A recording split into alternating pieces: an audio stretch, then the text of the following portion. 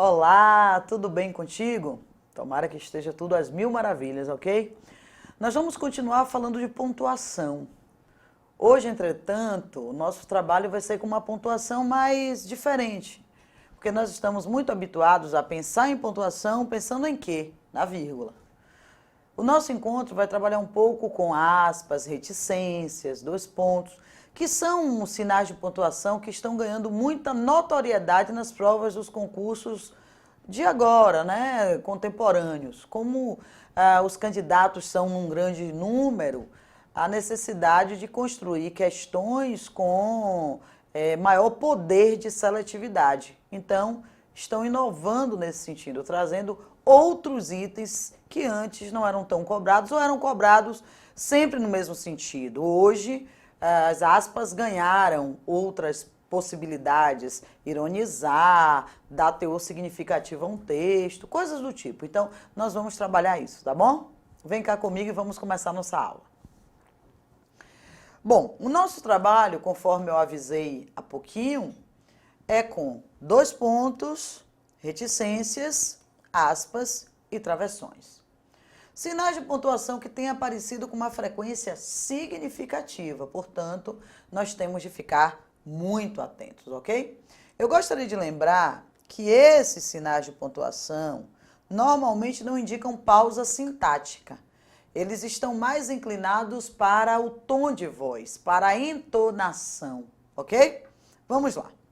Bom, essa é uma ideia geral, é importante sempre nós estarmos frisando que o aspecto da pontuação é fundamental ao texto e neste caso em especial, a pontuação é trabalhada para o tom de voz, ok?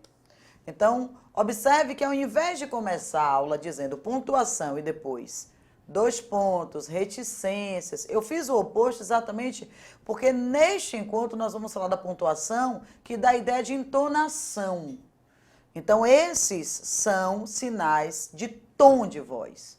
É o ritmo que você quer dar ao seu discurso. Então, vamos começar com uma questão. Eu gostei muito quando eu encontrei essa questão. Uma questão que trabalha com... Coloque a pontuação. Escreva seu texto, agora pontue. O que eu tenho que fazer, né? Primeiro, observar a questão das pausas sintáticas. Então, as pausas sintáticas são fundamentais. Mas também observar o tom de voz. Então, ele quer que você coloque a pontuação respectiva aí. Será que você saberia colocar? Onde vai ter ponto, onde vai ter vírgula, onde vai ter dois pontos, ponto e vírgula, se tem exclamação, se tem interrogação, né? Ao final deste encontro, certamente você saberá fazer isso. Estou garantindo, tá bom? Então vamos lá? Dois pontos, olha. Os concursos estão trabalhando muito com os dois pontos como formas de introduzir citação, introduzir a numeração ou introduzir explicação enumerativa. Observe, explicação enumerativa é uma expressão que explica e enumera ao mesmo tempo. Há situações em que se diz enumeração explicativa, dá no mesmo, enumera e explica ao mesmo tempo. Observe, o brasileiro sofreu muito em 2014. Dois pontos. Recessão, desemprego, corrupção. Observe que esses três itens aqui estão enumerando o sofrimento do brasileiro em 2014 e, ao mesmo tempo, estão explicando o sofrimento. Então, a gente chama disso explicação enumerativa ou chamamos isso de enumeração explicativa. Contanto que você entenda que, nesse sentido, explica e enumera ao mesmo tempo, ok? Não esqueça de que os dois pontos também introduzem diálogo, mas esse é o caso que menos se cobra nas provas de concurso, ok? Seguindo, os dois pontos também podem funcionar como elemento de coesão. O que são elementos de coesão? São elementos de conexão, são elementos de ligação. No texto, eles podem substituem um conectivo. Esse é um caso importante, viu? Vou colocar um asterisco aqui, muito importante, olha só. Estude, você passará no concurso? Você passará no concurso. Estude. Observe, esses 2 pontos equivalem a pois. Estude, pois você passará no concurso. Estes 2 pontos equivalem a portanto. Você passará no concurso, portanto, estude.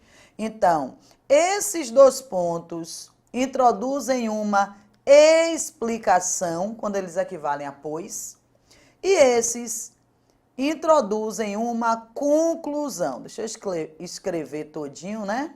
Para a gente não se confundir. Então, aqui é explicação, quando equivalem a pois.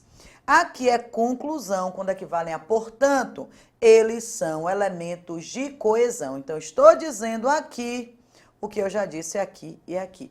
Importantíssima esta colocação. Isto aparece em prova muito mesmo. Poxa, Paula, você está trazendo uma coisa nova, então. Quer dizer que a pontuação não apenas serve como uma estrutura sintática, mas pode servir como substituição de um conectivo? Sim. Esse uso vem sendo bastante cobrado, tá? Se você diz assim, acalme-se, você está muito nervoso. Acalme-se, pois você está muito nervoso. Você está muito nervoso, 2 pontos, acalme-se. Você está muito nervoso, portanto, acalme-se. Esta é uma colocação que vem sendo feita em várias provas, ok? Vamos continuar. No próximo slide, a gente vai falar um pouco das aspas.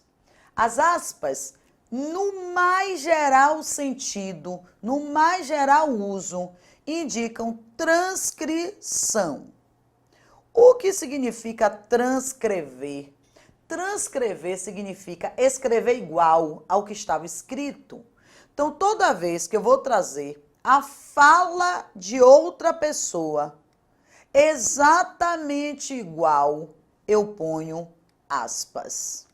Então, afirmou sabiamente Caetano Veloso: enquanto os homens exercem seus podres poderes, morrer e matar de fome, de raiva e de sede são tantas vezes gestos naturais. Então, essa é uma transcrição. Agora, as aspas também podem destacar um termo dentro de um texto. Isso aqui significa ressalva. Você destacar um termo significa dar ressalva. Então, eu estou escrevendo uma redação e quero colocar um termo em evidência. Eu posso utilizar as aspas, ok? Agora, um dos casos que também vem ganhando muita presença em prova é este aqui. Podem indicar uma ironia, uma relativização do sentido de uma palavra no texto. Então, observe esse exemplo. Ele é uma pessoa tão ingênua. Eu não sei se você percebe, mas às vezes as pessoas falando colocam aspas. Elas fazem isso aqui. Então, você é tão ingênuo. Então, essa palavra ingênuo aqui está relativizada quanto ao seu sentido. Por quê? Porque ela está entre aspas. O que, na verdade, está sendo dito é que a pessoa não é ingênua. Olha só, se as aspas forem utilizadas com reticências, elas podem indicar ironia, ok? Assim, o Brasil está repleto de políticos, aspas, honestos. Se de repente você vir alguém usando assim, com reticências, aí a ironia é garantida. Ela não está só relativizando a palavra honestos. A relativização vem com as aspas. Ela está também ironizando. E o que é ironizar? Ironizar é você sugerir, supor o oposto do que você está dizendo. Eu não estou dizendo que o Brasil está cheio de políticos honestos, eu estou relativizando, dizendo que ele não está cheio de políticos honestos, ok? Vamos lá. Vamos falar um pouco do travessão. Normalmente, os travessões eram utilizados para indicar diálogo. Disse o poeta, 2 pontos, na outra linha, travessão, eu estou feliz. Hoje, você usa muitos travessões como substituição às vírgulas que isolam termos explicativos ou intercalados. Isso é importante, muito mesmo. A vida, disse o jovem assustado. Isto aqui é um termo intercalado. O que é um termo intercalado? É o que quebra a estrutura sintática. Então, essas duas vírgulas podem ser substituídas por dois travessões ou até mesmo dois parênteses, ok? Essas duas vírgulas podem ser substituídas por dois travessões ou por dois parênteses, sem modificar o sentido nem a correção. Os pneus, vírgula, que são feitos de borracha, vírgula, garantem a estabilidade do carro. Eu tenho aqui duas vírgulas, mas poderia, sem problema algum, ter dois travessões ou ainda dois parênteses. Não há nenhuma mudança de sentido. E nós ainda, e nem erro, né? Nós ainda podemos usar os travessões para isolarem uma digressão. O que é uma digressão? Digressão é um comentário, digressão é uma opinião, desde que esse comentário e esta opinião se afastem do assunto que vem sendo colocado. Isso é uma digressão. Eu estou falando sobre a fome. Paro e começo a dialogar com você. Ou acrescento um algo que está fora desse universo. Isso nós chamamos uma digressão. É como se você estivesse fugindo da linearidade do assunto. Redações com digressão são aquelas que perdem pontos, porque você foge do tema, ok? Do tema central. Você vai e depois volta. Bom, e as reticências? As reticências, de forma geral, interrompem um pensamento, mas, olha aqui, isso é muito importante, dão a possibilidade de este pensamento ser continuado. Não é um sinal que fecha uma ideia, deixa a ideia sempre aberta. O Brasil é um país cheio de belezas, riquezas. Essas reticências indicam o quê? Que tem outras coisas de que o Brasil é cheio. Mas eu não disse, eu estou dando a você a possibilidade de dizer. Por isso, como o pensamento é interrompido, dando chance de que uma outra pessoa continue, as reticências não são bem-vindas na redação. Por quê? Porque na redação o pensamento tem que estar fechado, inteiro. Ainda usamos reticências quando queremos transcrever uma hesitação na voz, incerteza, dúvida, uma reflexão. Você vai à festa, aí a outra pessoa, fala logo, sei lá. Repare que nem aqui o pensamento está fechado. O pensamento continua aberto. O pensamento continua sem uma conclusão. O pensamento sugere aí uma dúvida enorme. Vamos voltar à questão? E agora? Será que nós já sabemos pontuar aí? Cada número está no lugar de um sinal de pontuação. Marque a sequência que apresenta a pontuação correta respectivamente. Vamos lá? Desde que partir, observe que essa é uma estrutura, que é adverbial temporal.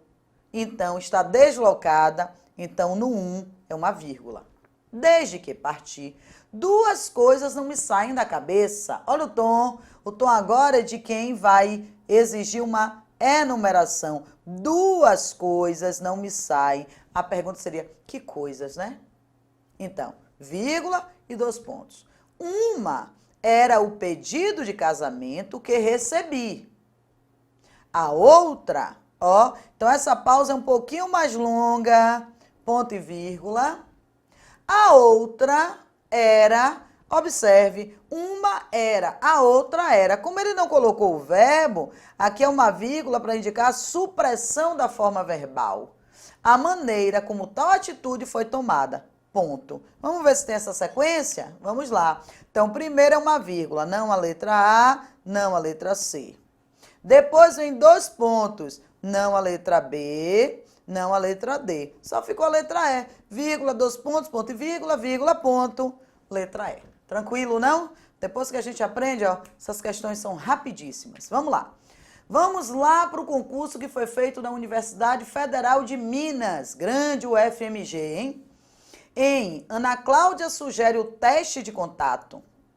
Que teste é esse? Uma fita adesiva com várias substâncias alergênicas é aplicada nas costas para identificar o que provoca a reação. Os 2 pontos na sequência da palavra contato foram empregados para... Ana Cláudia sugere o teste de contato. Que teste é esse, né? Explique que teste é esse. É para introduzir a fala de um interlocutor? Não, não há interlocutor.